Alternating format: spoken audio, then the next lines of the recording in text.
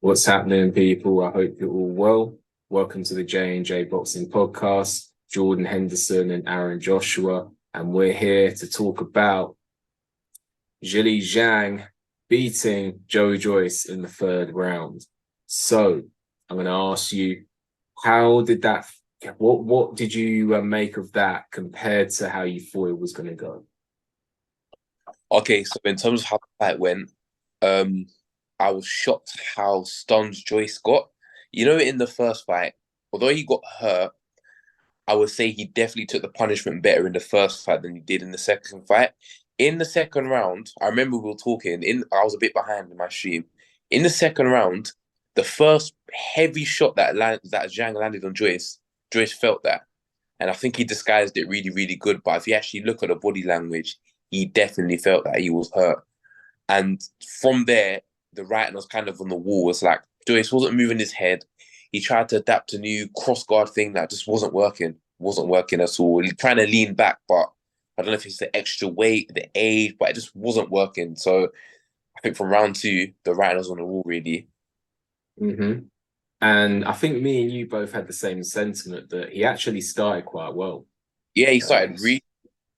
I remember I texted you and said from round one, I'm impressed with Joyce. He's moving.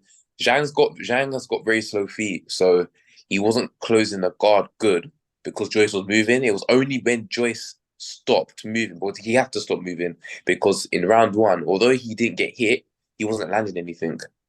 So Joyce had to slow his feet down to land something. Exactly. And I definitely thought that in the first round he did, because I was thinking, how is he going to go about this? Because I was kind of talking to you saying, I think it may be a case of this just being a stylistic nightmare for Joe Joyce. But he Yeah, came out on the back foot. And I felt that what he was trying to do is build a solid foundation of not being hit, and then build an offense based off of that. And I thought that that was quite a good thing to try. And he executed that plan quite successfully round one because he didn't get hit. He established his distance and he kind of neutralized Zhilei Zhang and didn't give Zhilei Zhang any opportunities. yeah, The problem is, I felt that he built the foundations in the sense that he's not getting hit, he's established his distance, but he didn't have any notable offense to build off exactly. that. So it's like That, he's not getting hit, he's keeping it on the outside, but where's that explosive? Like we were talking, there was no explosive straight right hand down the pipe. There was no explosive, I don't know, check left hook.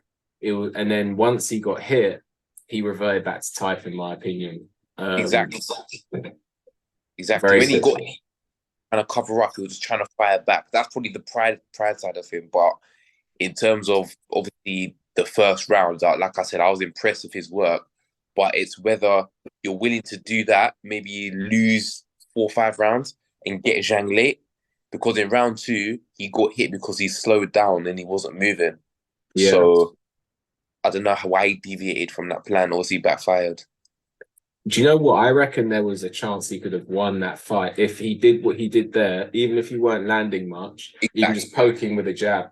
Does that for 5 or 6 rounds, Zhilei Zhang will start to become more sporadic. Zhilei Yeah, Zhang will start to tire, and that's when he could come on with his pressure. But he that's got why hit. I predicted that Joe Joyce would win by a late stoppage, and that's why I envisioned that. Just because I thought Joyce would do that for 6, 7, 8 rounds, because we know Zhang's gas tank is terrible, quite frankly. I'm not even trying to disrespect Zhang, but we know it's not the best. We saw him struggle against Jerry Forrest.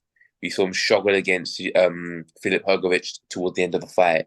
So I thought Joyce would be able to do that. But I remember I texted you when I saw the weigh-ins for both. I was like, wow, Joe Joyce is, these are two big heavyweights, the definition of heavyweights. So you Trust me. obviously, so yeah, Yeah, I honestly believe that when I'm looking at it, he reverted back to type. That might have been his best strategy, but I'm a bit confused here because he put on all that weight to execute that game plan. I'm thinking, would he not maybe come in the 260s or 70s if that was his game plan? The 280s, I don't know why he did that. But if I'm to kind of fast forward into the fight and how it played out, I believe that, yeah, round one was as perfect as you're going to get for that tactic that he was trying to pull off. The only problem was he didn't have the explosive offense to build off the foundations of not getting hit. It's kind of reminiscent to me of when Takam fought Joshua. Takam spent the first round just on the outside trying not to get hit, and then he gradually started to try and build his offense based off that. It kind of reminded me of that a little bit. Not exactly the same, but a little bit. Joe Joyce, though, once he got hit, he reverted back to type, and I think his body language throughout this whole thing wasn't great. And I think that once he got, I don't know if he was mentally fragile coming into it. Because if you're mentally fragile, you can have a game plan, but you can crack really easy. And after the minute he got hit, he cracked mentally, in my opinion. And I think what happened until you get hit. Exactly. And he got hit and he reverted back to type, and he was basically getting lit up like a Christmas tree. And I think that, after round two, it was kind of like when he was in the corner, his body language wasn't great. He was getting pinged with the straight left hands. He almost mentally, like he was a warrior when he was in the ring, but mentally it looked like there was something there. When he was getting hit, it was almost like subconsciously he was like, I don't want any of this. It's almost like he was there, but his subconscious was like, this is bringing back memories. This is not what I want. That's how I felt. That was just how I felt. Round three comes, he's getting lit up again, and then he gets hit with that right hook. That was crazy. 21 that flat on his face, man. That was crazy. And it looked like taking down a mountain because he's such a big guy. It looked like a mountain falling. Like, it was crazy. And I honestly, for a second, I thought that he was, when Lucas Brown got knocked out by Dillian White and he wasn't moving for ages. That's what I initially thought. Like, I initially thought that. So, but luckily he got up because we don't want to see him getting too hurt out here. So we got up and that was all she wrote. So honestly, we got to look into why that happened. Why do you think? What do you think? Because we could talk about loads of points. What's your top reason for why what happened in the rematch happened? And you can obviously relate back to the first fight, but what do you think the main thing is why the fight played out how it did? I've got about 2 or 3 points from that. I think weight he added on made no sense. He looked slower than he did in the first fight. I was actually a fan of him coming in light because I thought I understood why he came in light in the first fight, to try and avoid Zhang early, then get him late. I understand it. So this whole talk of he was too late, I think that was just an excuse. And I think with Joyce, he believed that excuse. So when, like you say, he capitulated in there mentally, because as soon as he got hit, he's like, oh wow, like it's nothing to do with the weight. Maybe Zhang just hits too hard and I can't take it.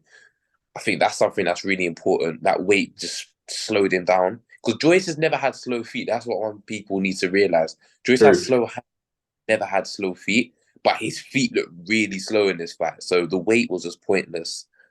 Number 2, I would say Zhang's just a more skillful, more crafty, wily veteran. That's it. Like Joe Joyce made Zhang look like a prime George Foreman in there in terms of he hit wherever he hit, he just fell. Like Joe Joyce looked really bad, and I'm not gonna lie to you, I was really shocked of Joe Joyce. Zhang, I'm not gonna get over the top. I think he's a good fighter. That's all. I don't think he's an elite fighter. I think someone like Frank Sanchez would beat a Zhilei Zhang. So fights, but I think they're going a bit too overboard with the Zhang hype. But I just think, the old man Joyce outcrafted him, was in no rush. He knew that he was going to land the shot. He was in no rush. And 3, one last word, I didn't like the trainer's advice. Ismail Salas is a really good trainer. But I feel like in the corner, it was more motivational stuff. It wasn't advice. I remember him saying, go on, Joe, you can do this. You can do this. You should be telling him, scrap that cross guard. It's not working. Put your hands up. You've got a better chance of blocking shots with just going with a basic plain guard with that cross guard when Zhang was firing off the hook and the backhand. So obviously those are the 3 main reasons. Yeah, definitely valid points. I do think, because I thought he should come in heavier, but in retrospect, maybe it's something in the middle, because maybe 250s he lost it too soon. Maybe this fight. He could have come in the 260s or something like that. I don't know, but I think also, yeah, he was crafty, old banned him more. He was technical prowess was superior, and I honestly believe that stylistically this was just a nightmare from the off. When I looked at the styles, because I think I said this in our build up video. I just think maybe this was just stylistically a horrible fight for Joe Joyce. Everyone has that style that just they don't bode well with, and I think that Joe Joyce, he's one of his problems is he has slow reactions. So you know, like when like people's natural reactions, I throw a punch. Say someone throws a punch and I go like that or I go like that. Like everyone's going to do that naturally at a different speed. I think his reaction times are slow. Like, I think he's got real slow reaction times, and Really, and I think going up against a puncher, an explosive puncher, that's a recipe for disaster. So he's got slow reactions, and Zhilei Zhang's an explosive puncher. Those two combinations don't go well together. Further to that, I honestly believe that the style, the southpaw element of it, because the southpaw, Joe Joyce is one of those players who likes to use pressure, and I think against the southpaw, when the lead feet are clashing, the lead hands are clashing, and the southpaw is going to meet your pressure with the straight left hand down the pipe. I think that caused a real problem for Joe Joyce. So his normal style wasn't going to work. So he's thinking, okay, what do you do now? Do you go on the back foot? Okay, you're on the back foot now, but if you're on the back foot, you need a good long range game. He had the long range game in the sense that he had the range. He measured the distance. I was impressed with that in round one, and he was keeping Zhilei Zhang on the outside and not getting hit. That was good, but he didn't have that. If you're a long range boxer, you need an explosive backhand, and he didn't have it. So he didn't have that, and so I think that stylistically, it was almost like, where do you go? What does he do? What can Joe Joyce do? Because I can look at other fighters and tell you. So literally, you got there's nothing he could have done, honestly. Against Zhilei Zhang, there are fighters. Anthony Joshua, for example, what can he do to beat Zhilei Zhang? Well, Joshua does have an explosive straight right hand. Anthony Joshua does throw a good left hook. So I'm not saying I would 100% pick Joshua to win. I'm saying I can see what he should do. He can keep it on the outside. He could also maybe go on the inside. I can see Deontay Wilder. It's very clear to me. Zhilei Zhang's not unhittable. So Deontay Wilder's down the pipe. I don't know, even someone like, if I'm just thinking on the top of my head, back here, Jalalov. I can just see fighters like Frank Sanchez as well. I can see how they would win and what tactics they should use. Joe Joyce, every single tactic I'm thinking of, I don't think that's him. So I think that was stylistically horrible. I just think with Joe Joyce, obviously, I don't know who said it, but I was listening. This was a gym conversation back in the day with someone in the boxing gym, and it's like certain fighters have certain fighting mechanics. Joe Joyce just hasn't got the body mechanics to throw a proper straight like backhand. He just doesn't have it, and you can never teach that. It's just his natural body. Even the way he throws his jab, he doesn't like spear it out. He kind of hammers it out.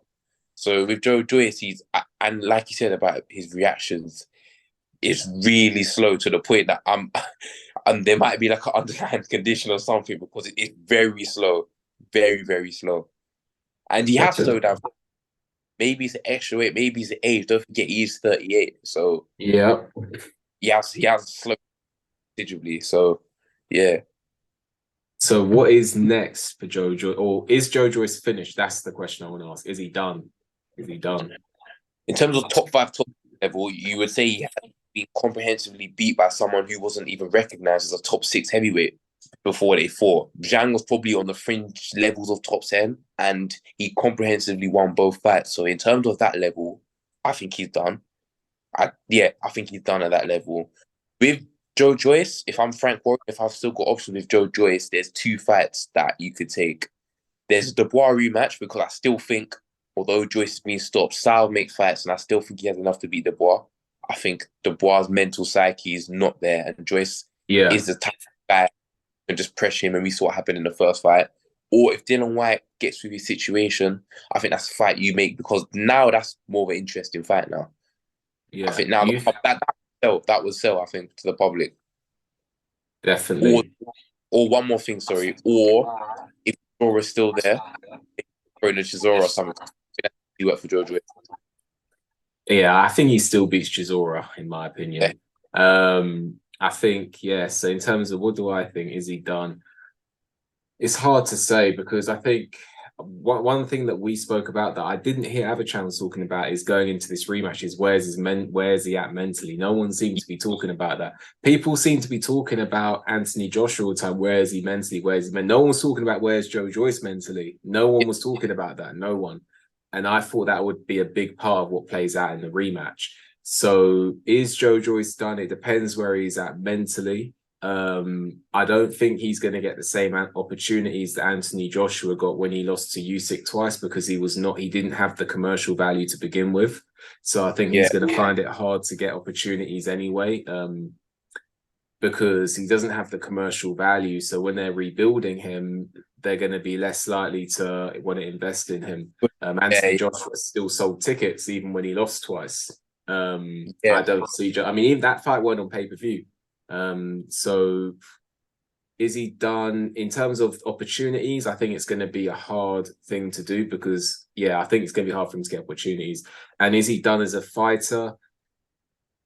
I feel like I don't like this attitude they lose and they're done. And I think back in the days, it was less like that, like in the 70s, I'm talking about 80s when fighters would swap wins and losses. And I don't want to say he's done because he lost to Zhang, but 38, where's he at mentally? I'm gonna lean on the side of saying that he's gonna be one of those guys who could have done something. If he gets given an opportunity, he could beat one of the top guys.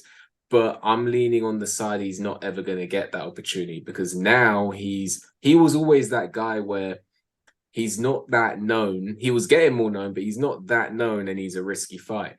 He's Exactly. still he's still a risky fight, but now it's even worse in the sense that you lose to Joyce, your reputation's done. So I Because don't. exactly that. So in terms of Joyce, it's like, let's say I'm an up and coming fighter. I'm not gonna fight Joyce because Joyce has just been let's not be around the bush. Joyce has been taken out in 3 rounds. They're simple. If you don't do anything more than that, then Yeah, yeah. So that's why it's like Joyce is still a risky fight. I'm not one of these people like you say, oh, you lose and you're done. But I do think with Joyce now, it depends on his promoter. I think Frank Warren would want the Bois to win because he's younger. So I reckon he'll set that fight up because I think the Bois got more of a chance now against Joyce. I still think Joyce would win, but I yeah, think that's a fight you would set up. Or you pick a Dylan White because I still think if Joyce got his faculties about him, I still think he beats a Dylan White. yeah. And there's still a lot of fighters I think Joyce can beat if where he's at mentally. But I'm gonna lean on the side of him being done at the top level. And the only reason Yeah, I say that is because he's not got the commercial value where a promoter's gonna say, do you know what, you've lost twice, but people still love you. You're still the talk of like people still taking pictures with you. Because yeah, Anthony Joshua, the people they like taking pictures with Anthony Joshua. I don't see people on Facebook saying, look who I saw and it's Joe Joyce. No one does that. Like, no, I'm not being rude to him. So like he's not got that commercial value where they're going to say, okay, we'll do one more rebuild. He's still a risky fight. And here's the other thing, he's in his late 30s. People tend to decline very rapidly at certain times. So it's like they're doing great. 35, are you still doing great? All 36, he looks like a shot fighter. And that could happen to him very, very quickly. And I reckon that's just been accelerated.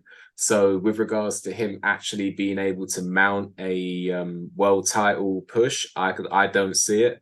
I see him being in fun fights, maybe you're alluding to like Chisora Dubois fun fights, but I don't yeah. see him challenging. I think that's him done, and I think that's a message to boxers out there. Like if you're sitting on a you're sitting on a mandatory. Don't do that, man, because he's Oh, just ruined. He could have had that payday, man. He could have had, even if he lost to a Wilder, like Fury, Usyk, Joshua, he still would have got that payday.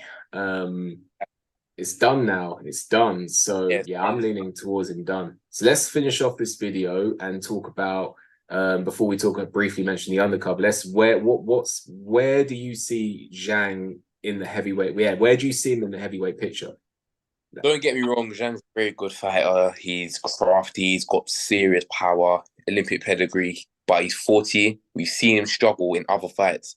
Although me personally, I thought he beat Hrgovic. Let's just like talk about it. Hrgovic did land his fair share of shots, made Zhang look silly at some points. We saw him struggle against Jerry Forrest. We've seen him drop before by an opponent in his first couple fights. So with Zhang, it's not like I think, like I said, this fight made him look like George Foreman, like a Terminator. He's a good boxer, but I do think there's a lot of boxers that can beat him. Like my consensus top four, not in order. Fury, Usyk, Wilder, Joshua. That's my top four, and I picked every single one of them against Zhang. Okay, that's interesting. I picked every single. Some styles though, I do feel like um, Zhang has got the best chance of beating Wilder out of the four that I mentioned. I think he's got the best chance of beating Wilder, but I would still pick Wilder over Zhang. Okay, that's interesting. And do you think Zhang is going to get his shot? Is he Mando now? I don't know. Is he And Mando? I saw an interview yesterday. Frank Warren has got a really good relationship with the WBO, Right. and also because he's a Frank Warren fighter now, Zhang, and I think he said they'll have to wait till May next year. And if I'm Zhang, I'm 40. I'm just waiting till the shot. I'm not Yeah, taking this. yeah, yeah. Don't take Yeah. a tune seeing you struggle against lesser opponents. So with Zhang, I'll just keep fit. Don't eat too much. Don't put on too much weight. Keep fit in the gym and just wait till the shot. And if I'm Zhang, I'm not gonna lie to you. I would want Hrgovic to beat Usyk because I think he's got a better chance of beating Hrgovic than he does Usyk. Styles make fights. Yeah, So yeah, definitely.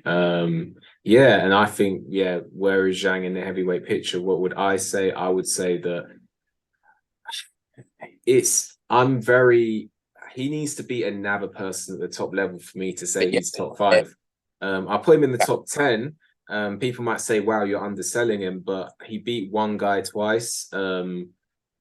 People are going to disagree with me. I think from what I remember, I did score Hrgovic Zhang. I can't, it was a long time ago, but I seem to remember giving it to Hrgovic by a round or something like that because I seem to remember him letting Hrgovic back in the fight.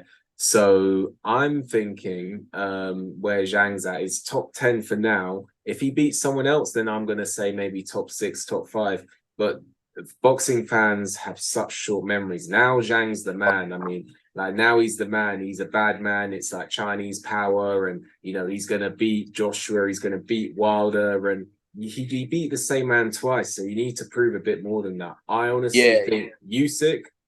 I think Zhang struggles against the shorter guys. I think Usyk probably beats him. I think that Wilder Zhang is a good fight. I would lean to Wilder because of the speed, and I think Wilder can move around Zhang. He hasn't got good footwork, he has good foot speed. So I think that he can move around Zhang, and I think he can land that straight right because Zhang's not actually that hard to hit. not And with Joshua, that's a good fight.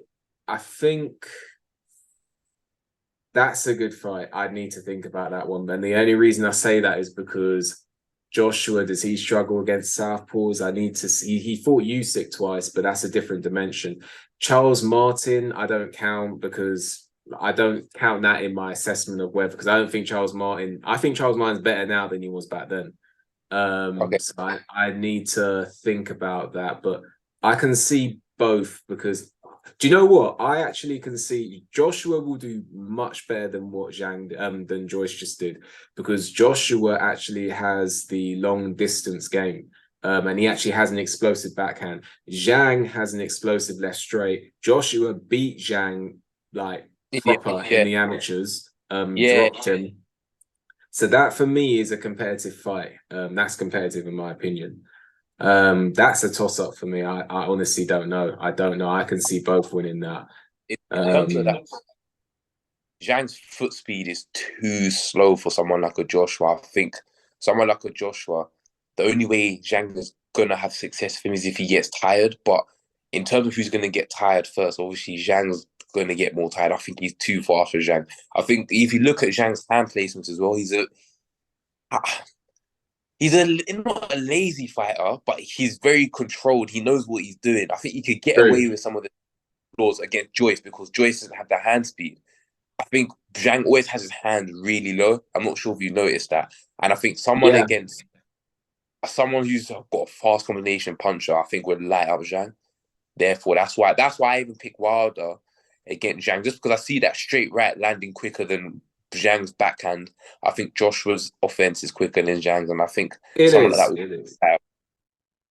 Um, I'm just thinking, yeah, that for me, I mean, for me, I think Joshua Zhang is an intriguing fight. Because I'd like to see what happens if Zhang lands on Zhang has the power to hurt anyone. Yeah, So honestly, but I can see Joshua winning that. I can see it, but I can also if he's got serious power, this is the thing.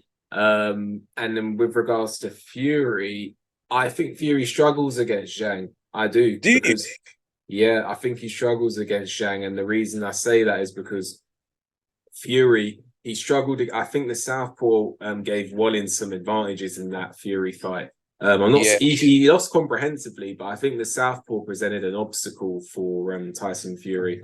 I Okay. think that Zhilei Zhang has an opportunity against Tyson Fury to seriously hurt him because he's unlike Wilder. Zhilei Zhang has the boxing pedigree, and the other thing is the physical strength.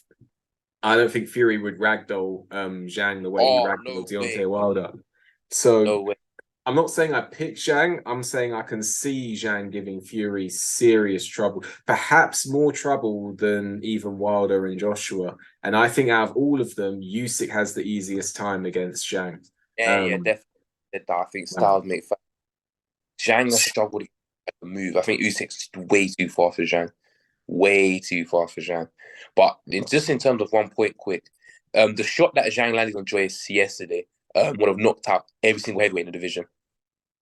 100%. I think the shot that he's landed would knock out every single heavyweight. so you're pretty much saying that the right hook that Zhang landed that would have knocked out all heavyweights. Yeah, I believe that. That's 21 stone of power, and Joyce walked into it. So that right hook that he Zhang threw would have knocked out every single heavyweight last night.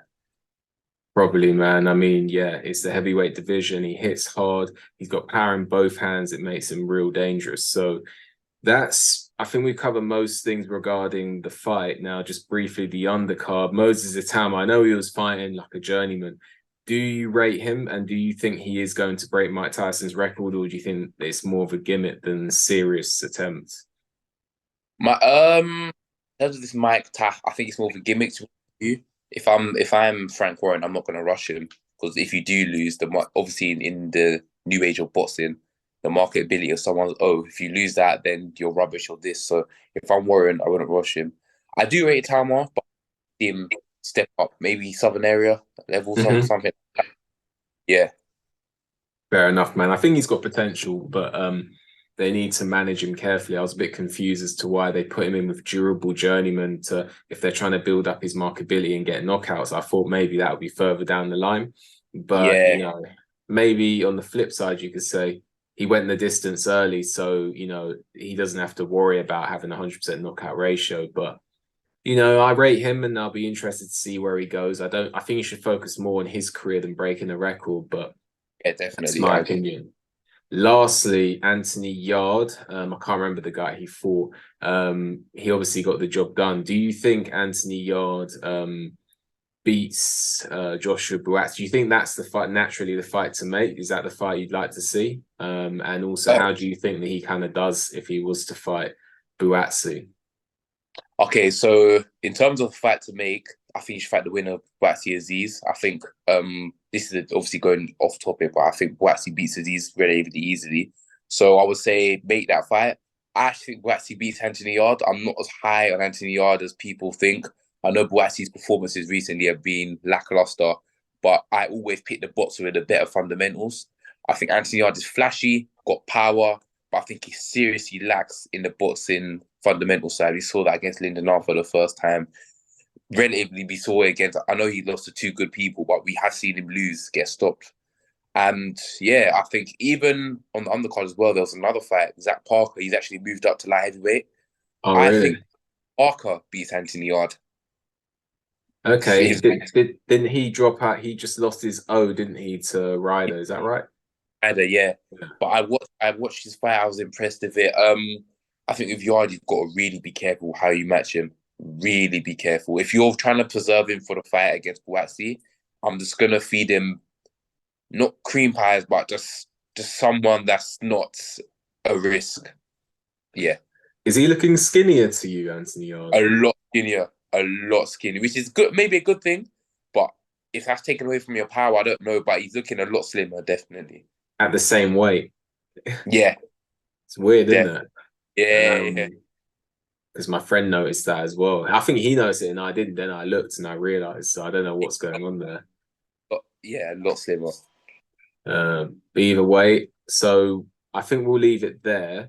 Yeah, Zhilei Zhang beats Joe Joyce in the third round. I'm interested to see what happens with Zhilei Zhang now. You know, if he gets his shot against Usyk or whoever holds the WBO. Is it's WBO, isn't it?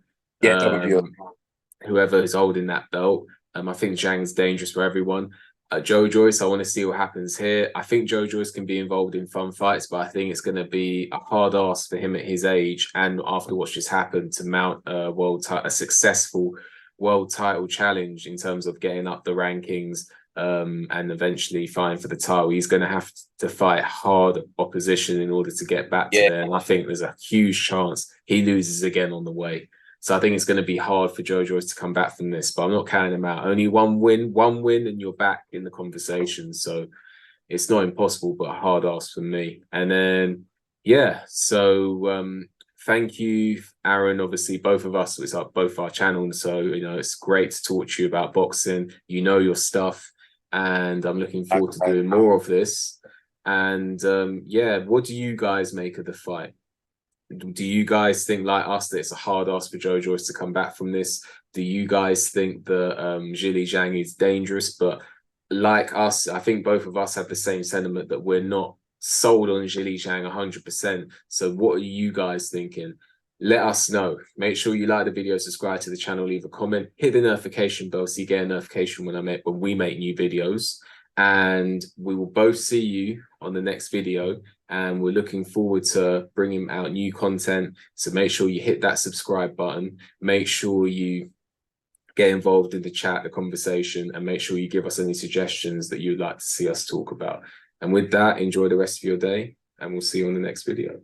Take care, guys.